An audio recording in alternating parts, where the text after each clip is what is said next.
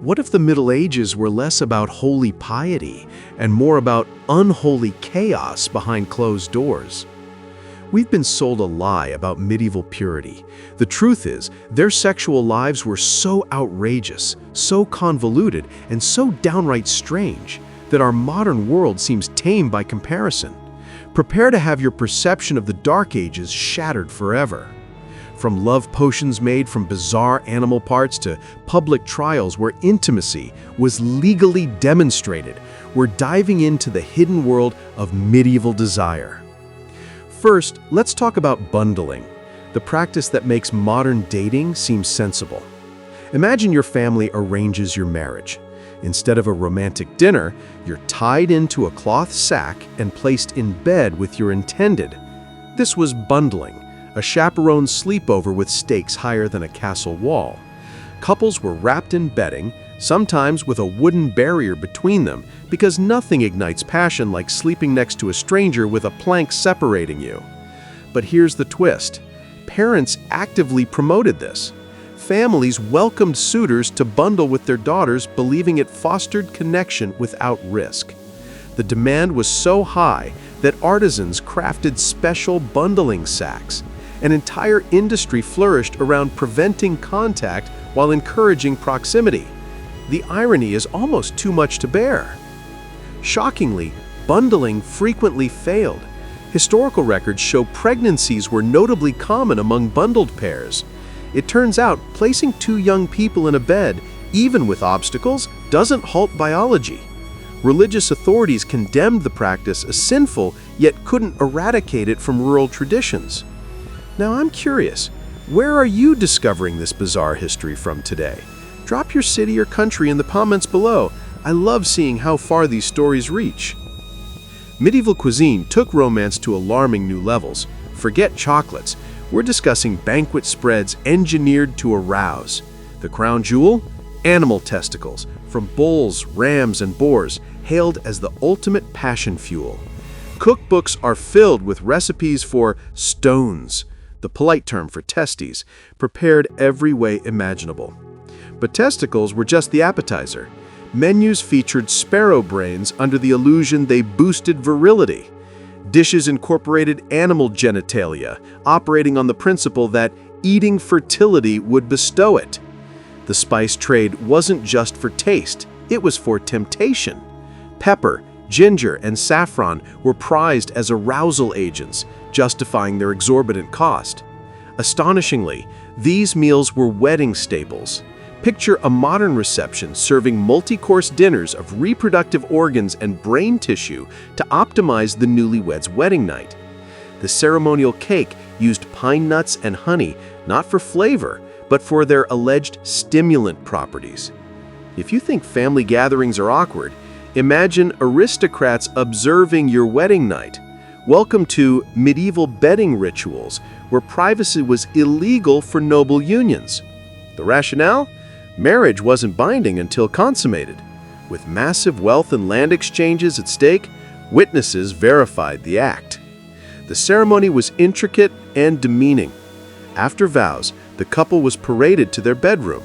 The bride was undressed by female relatives, while the groom was undressed by male relatives, a gendered striptease sanctioned by tradition. Then witnesses, lords, clerics, and family, gathered round to observe the entire event, occasionally offering guidance. But it gets worse. Officials often inspected bed sheets afterward, searching for blood to confirm the bride's virginity. Envision submitting your linens as legal evidence, which literally happened. This wasn't just for royalty. Any union with substantial assets might require witnessed consummation. Thousands of couples performed private moments before audiences. Some pairs tried loopholes by having watchers remain outside, but this often wasn't permitted. Legal archives reveal marriages annulled due to inadequate witnessing, forcing couples to repeat the process with proper oversight. The custom was so ingrained that etiquette guides outlined protocols for bedding ceremonies. Noble couples didn't just have sex, they planned it with military precision, enlisting astrologers and clergy. Conceiving demanded more strategy than a siege engine. Partners consulted star charts for optimal planetary configurations as if the cosmos cared about their bedroom affairs. Medical tracts advised trying during waxing moons when women's hot humors were balanced. Some texts urged waiting for saints' days, believing children conceived then would be blessed. Imagine consulting multiple almanacs just to schedule intimacy. The scheduling mania extended to time of day, weather conditions, and even bed orientation. Gender selection techniques were ludicrous. To conceive a son, couples were told to copulate during a waxing moon while the man tied his left testicle. Yes, seriously. Religious rules complicated everything. The church forbade sex on Sundays, Wednesdays, Fridays, throughout Lent, Advent, during menstruation, pregnancy, nursing, and roughly 200 other days annually. Medieval partners dodged a labyrinth of prohibitions to find sin-free windows. Affluent households hired experts to devise personalized conception calendars. The urgency to produce heirs was so overwhelming that some couples journeyed great distances to be in auspicious locations during conception windows.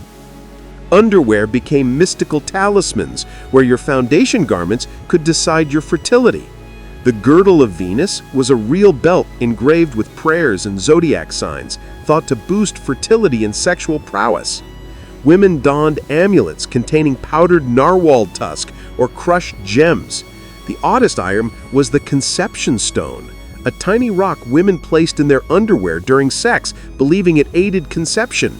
Different gems promised different outcomes: emeralds for sons, sapphires for daughters. The church entered the blessing racket, sanctifying fertility belts and bed sheets for fees. Some accessories were so complex they came with handbooks. Medieval society invented customer support for magical undergarments. Believe modern breakups are demeaning?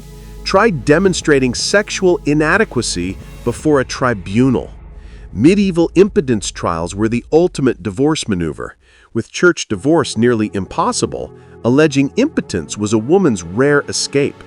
The procedure was absurd. Each spouse underwent physical exams, scrutinizing their genitals for defects. Then they testified under oath about their sexual history. The real horror was the trial by Congress. If exams were inconclusive, the court mandated the couple attempt intercourse under observation. Supervised sessions occurred in dedicated rooms with officials viewing through peepholes. The pair had a set duration to perform. If the man failed, the marriage could be voided. These ordeals could persist for months with multiple supervised attempts. Here's a reality that will stagger you. The medieval church not merely accepted prostitution, but they operated Europe's largest sex enterprise. In 12th century London, the Southwark district housed 18 authorized brothels with over 1,000 sex workers. And who owned these brothels? The Bishop of Winchester. Church leaders contended prostitution was a necessary vice that prevented worse sins, so they regulated and monetized it. Medieval brothels functioned under strict church rules, with dress codes, set hours, and medical checks. The financial setup was brilliantly hypocritical. Prostitutes paid rent to madams, who paid landlords, who paid taxes to the church. The pyramid ended with prelates at the apex. The most shocking part, the church used prostitution revenues to build cathedrals and fund religious festivals. Medieval sexuality was deranged. They built a culture where youths bedded with wooden dividers while the church operated brothel enterprises. The medieval perspective on sex reveals a core human truth. When desperation strikes, people will embrace any belief and attempt any act. If this journey into hidden history captivated you, show some love by liking this video and subscribing to Shadow of History. Your support helps us unearth more forgotten tales from the shadows of time.